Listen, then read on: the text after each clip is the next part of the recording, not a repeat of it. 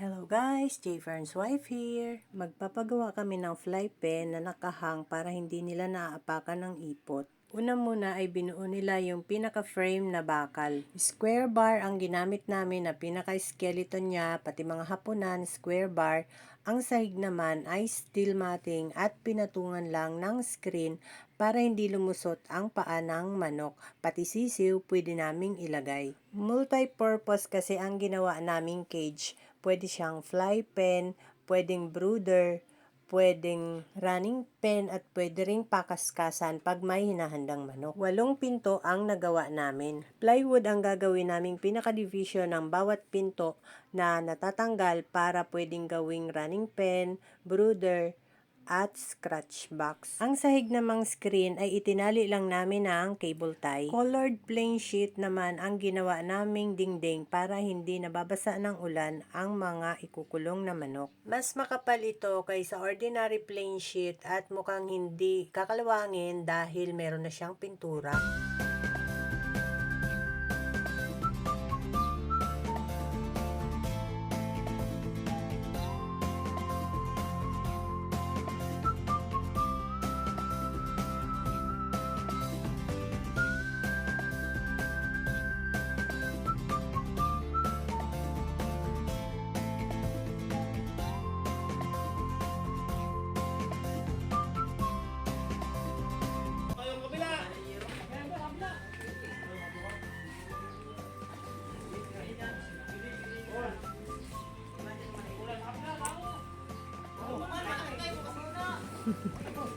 Kaya ka ng karton man, masala siya ano. Karton man! Karton. O, tingnan mo, papagkagya sa nagbumba. Pihit na, pihit. O, pihit!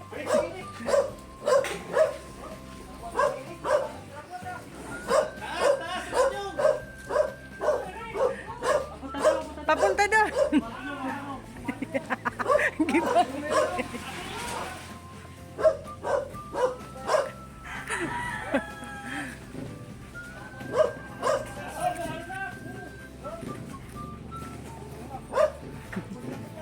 Ating mo siya nilan. Ating mo yan dyan.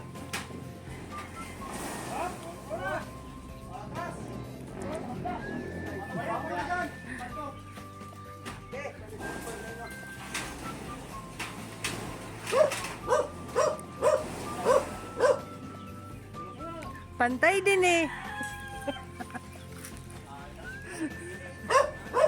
At dahil puro bakal nga ang ginawa naming cage, ayan sobrang bigat na niya. 8 tao pa ang nagtulong-tulong para buhatin at ipatong doon sa hollow blocks na patungan. Inimport na namin ang mga trabahador sa kapitbahay namin para lang may makatulong yung dalawang nagagawa ng aming kulungan. Kaya ayan, successful naman silang nailipat ang aming kulungan. Thank you so much po sa mga mababait na trabahador ng aming kapitbahay. Kinabukasan, hindi nakapasok ang welder dahil akala niya ay maghapon uling brown out. At itong si Alan ay pinagbuhos na lang namin ng haligi para kinabukasan matigas na, pwede na silang makapaglagay ng bubong. PVC na binuhusan ng simento ang ginawa naming haligi. At yan kinabukasan ulit, nagawa na sila ng pinto ng cage. Winelding ulit ang steel matting. Yun ang ginawa naming pinto ng cage. Ang pinakabisagra naman niya ay yung nut na lang para mas matibay.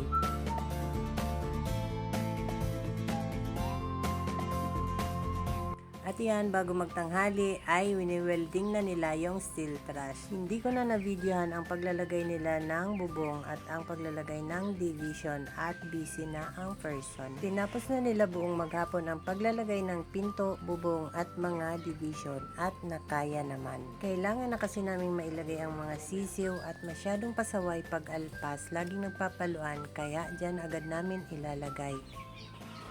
Matang ginawa nilang bisagra. Ngayon naman bubong ang ginagawa nila.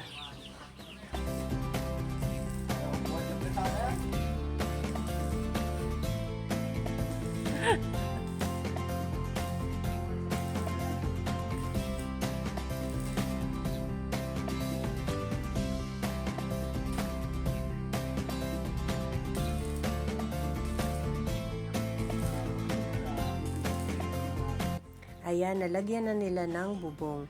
Ang pinakabubong naman ng cage ay marine plywood ang nilagay namin. Pati division ay marine plywood na rin. Natatanggal yung division para pwedeng palakihin ang cage.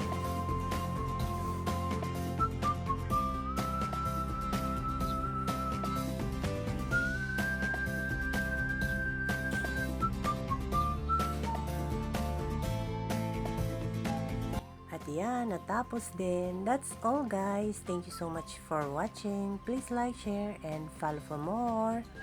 Bye!